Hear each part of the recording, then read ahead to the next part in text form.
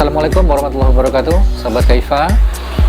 Jumpa lagi bersama saya Sandi di channel Kaifa Craft.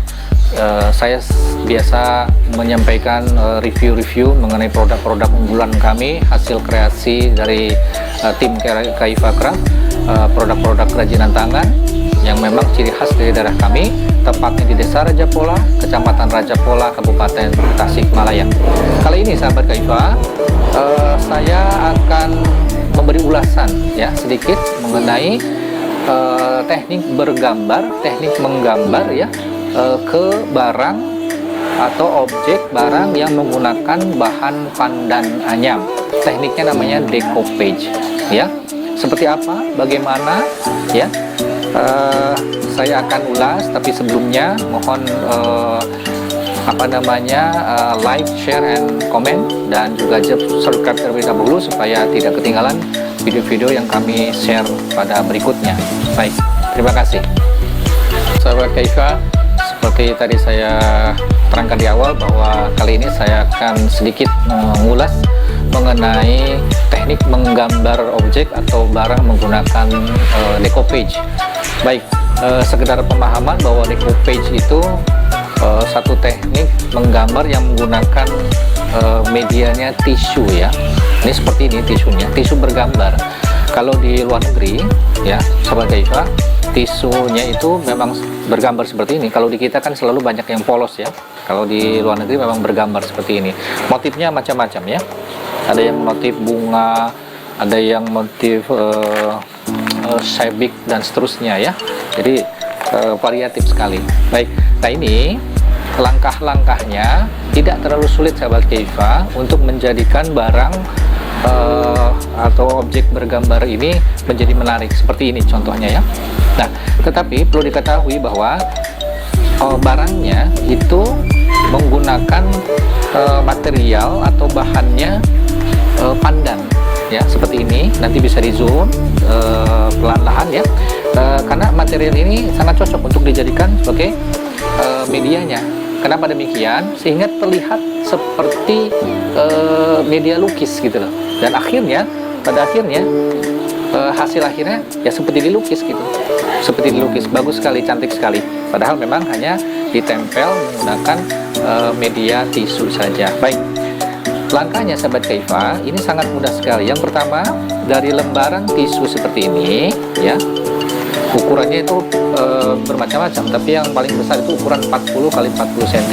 Nah, setelah itu kita coba kita potong terlebih dahulu menjadi bagian-bagian yang kita kehendaki ya. Baik, misalkan kalau bunga, maka bunga-bunganya yang kita potong teratur sesuai yang kita mau, sesuai selera ya, seperti ini barangkali. Nah, ini hasil dipotong saja menggunakan gunting, mengikuti alur objek yang ada pada kertas tisu seperti ini ya. Jadi nanti dipotong sesuai selera, mau seluruhnya full, mau sebagian saja, itu terserah ya, tergantung kebutuhan, tergantung juga selera yang nanti akan ditempatkan di objek barang yang kita mau ya. Setelah dipotong-potong seperti ini sahabat Kaifa ya, nanti selanjutnya langkah keduanya kita kupas ya, kita pisahkan, karena tisu ini terdiri dari 3 ply atau 3 lapis biasanya, tapi ada juga yang 2 ya, tergantung dari mana tisu ini berasal. Kalau dari Eropa biasanya dia 3 ply, 3 lapis, tapi kalau dari Asia itu biasanya cuma 2 ya. Nanti tinggal digampang saja, dipisahkan saja barangkali ya, agak digosok-gosok sedikit, nanti dipisahkan. Nah, ini dia misah seperti ini. Nah, gitu ya sahabat Kaifa. Nanti setelah misah ya, cari atau pilih yang paling tipis bagian yang bergambarnya ya. Nah, seperti ini bagian yang bergambarnya. Nah, ininya mungkin bisa dibuang saja. Nah, seperti ini yang paling tipisnya, ini bagian depan yang bergambar ya. Nah, setelah ini selesai sahabat Kaifa, jangan lupa langkah ketiganya, maka media yang akan kita tempelkan tisunya ini dioles dulu atau dipakai kuas ya, lem kayu, cukup lem kayu tuh yang berwarna putih ya, lebarnya atau barangkali luasnya sesuai dengan objek ini, gambar yang akan nanti kita tempel. Nah gitu ya, seperti yang sedang dikerjakan ini. Jadi dikuas lem kayu sesuai lebar panjangnya gambar, kemudian nanti tinggal ditempel seperti yang ini ya, ditempel perlahan-lahan ya, ditempel sesuai dengan penempatan yang kita mau ini ya sahabat Kaifa. Setelah nempel nanti baru langkah berikutnya dikasih lagi lapisan lem kayu yang tipis di atasnya, pelan-pelan sekali, halus ya, supaya nanti tidak robek, karena ini sangat tipis masalahnya ya, sangat tipis, nanti mudah robek. Baik, jadi tadi saya ulang, setelah ditempel ke bagian objek barang yang kita mau penempatannya, kemudian dilapisi lagi lem kayu pelan-pelan menggunakan kuas boleh pelan-pelan, atau menggunakan spons atau busa itu lebih baik ya, ditempel-tempel, ditekan-tekan pelan-pelan seperti itu, yang penting bisa merata. Oke. Nah jadi langkahnya seperti itu ya. Jadi saya ulang, tadi dari lembaran yang ini sahabat Kaifa, kemudian dipotong sesuai objek yang kita mau ya, bagian-bagian yang kita mau, kemudian tadi dipisahkan lapisannya ya, pilih yang ada bergambar dan paling tipis ya, kita bisa rasakan ini paling tipis. Langkah berikutnya apa sahabat Kaifa? Ya benar, dilapisi lem kayu ya, lapisi lem kayu, kemudian nanti ditempel ya. Setelah ditempel sahabat Kaifa, baru dilapisi lagi lem kayu yang tipis di atasnya secara pelan-pelan. Oke, hati-hati robek, karena ini sangat-sangat rentan sekali robek ya. Baik, setelah selesai bagaimana sahabat Kaifa?